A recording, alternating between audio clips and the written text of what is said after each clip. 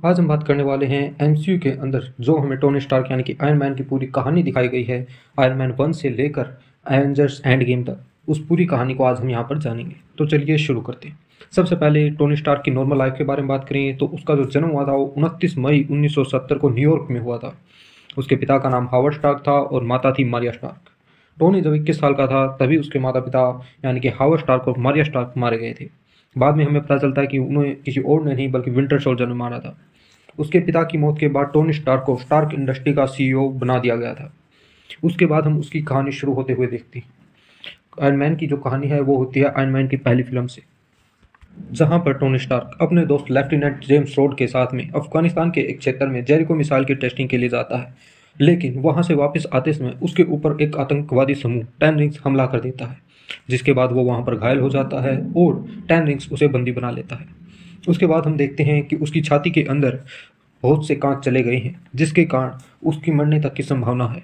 लेकिन वहां पर येंसिन नाम का जो एक डॉक्टर है वो स्टार्क की छाती में एक इलेक्ट्रोमैग्नेट लगाता है, जिसके कारण स्टार्क की जान बच जाती है। उसके बाद हम देखते हैं कि वहीं पर टोनी स्टार्क एक छोटा सा आर्क रिएक्टर बनाता है और साथ में एक आर्मर सूट भी बनाता है, जिससे कि वो वहां से भाग पाए।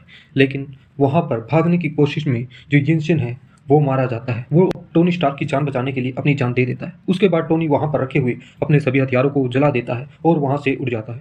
उसके बाद वो रेगिस्तान में गिरता है, जहां पर उसका दोस्त रोड्स उसे बचा लेता है। वापस आने के बाद हथियार निर्माण के अपने विभाग को वो बंद कर देता है और उसके बाद वो अपने घर की वर्कशॉप में एक और भी बेहतरीन आर्क रिएक्टर और एक बहुत ही बेहतरीन आर्मर सूट बनाता है। उसके बाद उसे पता चलता है कि जो उसकी कंपनी में घोटाला हुआ है वो और किसी ने नहीं, ओबेडाय स्टोन ने किया है। वो ही उसके जो ऊपर हमला हुआ था उसका भी जिम्मेदार है। उसके बाद हम देखते हैं टोनी स्टार्क अपना नया सूट पहनता है, आतंकवादियों के पास रखे अपने सभी हथियारों को नष्ट करने और लोगों की जान बचाने के लिए चला जाता है।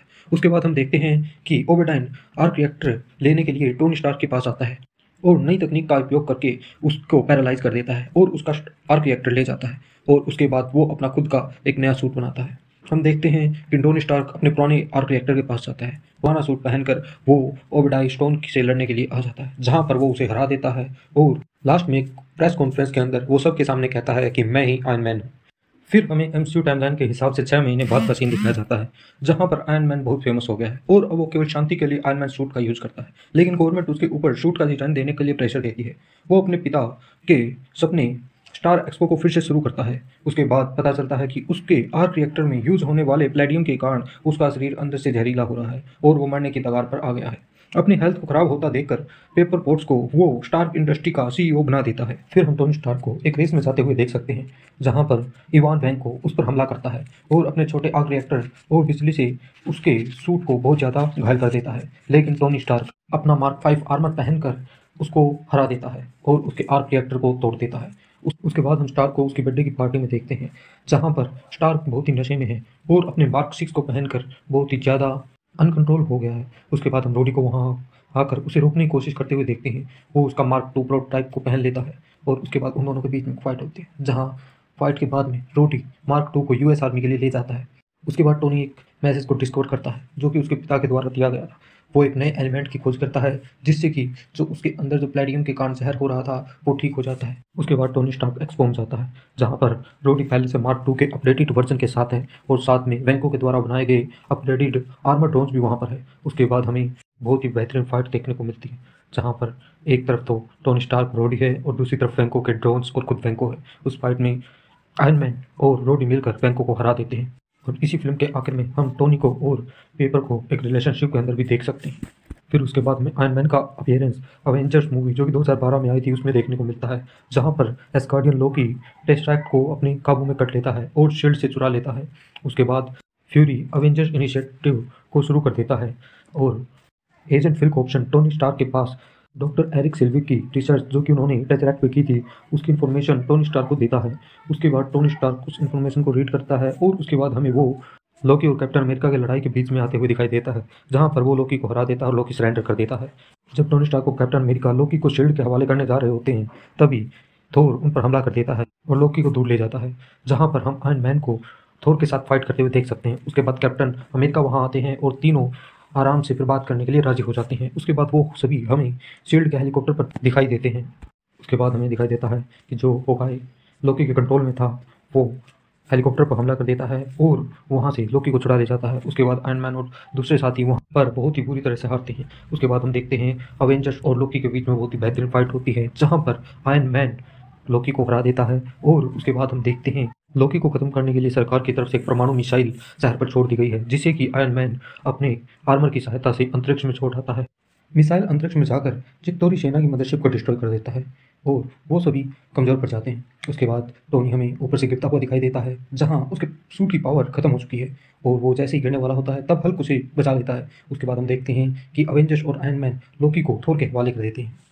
उसके बाद हम आयरन मैन का अपीयरेंस आयरन मैन 3 में देखते हैं, जहाँ पर हम देखते हैं कि वो बिना थके हुए यानी कि लगातार कई दिनों तक बहुत सारे डोज बनाता है, ताकि आने वाले समय में अगर कोई अचानक से हमला हो जाए तो वो उनसे बच सके। इस बीच वो पेपर को भी पूरा समय नहीं दे पाता है। फिर हमें उसके 7 महीने बाद का सीन दिखाया जाता है, जहाँ पर हम देखते हैं कि हैप्पी के ऊपर किसी ने हमला किया है, जिस कारण हैप्पी मरते मरते बचा है। उसके बाद टोनी स्टार्क आतंकवादियों को खुली धमकी देता है कि अगर उनमें दम है तो वो उसके घर पर हमला करे। उसके बाद हम देखते हैं कि मैलिबू के जो उसका हाउस है वहाँ पर आतंकवादी हमला करते हैं। मैंड्रीन के हमले में वो मरते मरते बचता है, लेकिन वो उड़कर एक रेगिस्तान में चला जाता है। वहाँ पर उसके सूट की पावर खत्म हो जाती है, जिस कारण वो वापस नहीं आ पाता और लोगों को लगता है कि आयरन मैन मारा गया है। उसके बाद वो मियामी में मैंड्रीन को ढूंढने के लिए जाता है। वहाँ पर उसे पता चलता है कि जो मैंड्रीन है वो असली नहीं है, वो केवल एक नकली रोल करने वाला है, उसके पीछे किसी और का ही हाथ है। वहीं पर एल्ड्रिच किलियन उसे बंदी बना लेता है और उसके बाद उसे बताता है कि असली मैंड्रीन वो ही है और इस सब के पीछे उसका ही हाथ था। उसके बाद टोनी स्टार्क वहाँ से भाग जाता है और रोटी के साथ मिलकर यूएस के प्रेसिडेंट को बचाने की कोशिश करता है, लेकिन हवाई जहाज़ में वो उनको नहीं बचा पाता। वो केवल वहाँ पर जो पैसेंजर थे उनको बचा पाता है। उसके बाद हम देखते हैं रोटी और टोनी दोनों मिलकर उस जगह जाते हैं जहाँ पर एल्ड्रिच किलियन ने पेपर पॉट्स और यूएस के प्रेसिडेंट को किडनैप कर रखा था। वहाँ पर जाकर वो उनसे फाइट करता है। वो अपनी पूरी की पूरी आर्मर की जो सेना थी उसको बुला लेता है। उन सभी आर्मर को जो है जार्विस कंट्रोल कर रहा होता है और वहाँ पर हमें एक बहुत ही बेहतरीन फाइट देखने को मिलती है। उसके बाद टोनी स्टार्क एल्ड्रिच किलियन को हरा देता है और उसके बाद पेपर की खुशी के लिए अपने सभी के सभी ड्रोन्स वो वहीं पर डिस्ट्रॉय कर देता है और रोडी यूएस प्रेसिडेंट को लेकर सुरक्षित वापस चला जाता है। उसके बाद हम देखते हैं कि आयरन मैन पेपर पोर्ट्स के लिए अपने छाती में लगे हुए आर्क रिएक्टर और जो कांच गया हुआ था उसको निकाल देता है और आर्क रिएक्टर को पानी में बहा देता है। उसके बाद आयरन मैन 3 की कहानी यहाँ समाप्त होती है। आगे की जो आयरन मैन की स्टोरी है उसको हम किसी अगली वीडियो में आपके साथ कंप्लीट करेंगे। तब तक के लिए वीडियो को लाइक कीजिए, चैनल को सब्सक्राइब करिए और अगली वीडियो आते ही आप तक पहुँच जाए इसके लिए बेल आइकन दबाना न